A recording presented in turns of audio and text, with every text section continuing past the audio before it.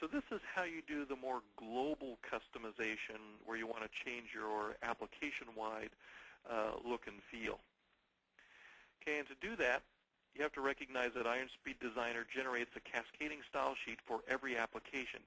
That's really what I was doing when I picked my page style and I picked McKinley, which is my favorite. Okay, so I picked a style sheet. But the good news is that about 95% of your app's look and feel is controlled by this style sheet.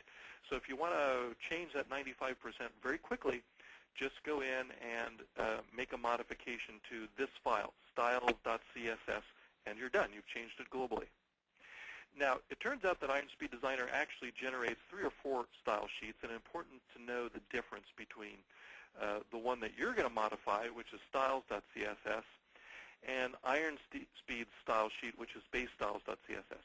When you pick a page style like McKinley or Matterhorn or Kilimanjaro, what IronSpeed Designer is doing for you is it's adding a basestyles.css style sheet for you into your application's styles folder. Okay? And that's where IronSpeed has all of its styles. What you'll want to do is find the style you want to override in base styles, copy it, and move it into styles.css. Why? Well, anytime you switch to a different page style or you upgrade to a new version of Designer and we've added a few new styles, we're going to upgrade your application with a new base styles.css style sheet. Okay? If you put your style sheet changes in there, they'll get overwritten. But we never touch your styles.css style sheet. And in fact, that particular style sheet always overrides our style sheet, which is base styles.css.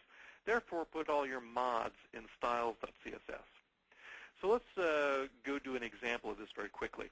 I'm going to change the dialog header text record, the DHTR class. Well, what does that mean? That's a mouthful. What that means is this label up here. That's the dialog header. Okay? So how do we do that? Well, I'm going to go down here in my App Explorer to my Styles folder. Okay? And you'll notice there are those style sheets we talked about, base styles and styles.css. I'm going to click on base styles, and we'll go in here, and I'll do a Control F to do a find. And I'm going to go look for DHTR. I just happen to know that that's my class that controls that. I'm going to copy this thing. It's just a very short class. I'll do Control C. And I'm going to go over to styles.css. Styles.css is empty except for this comment that shows how to use it.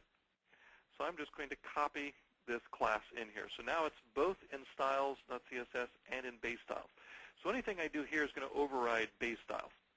Just for simplicity, I'm going to change that from 14 points to 34 points. That's kind of a big font. We're going to make it kind of big and brassy here. Okay.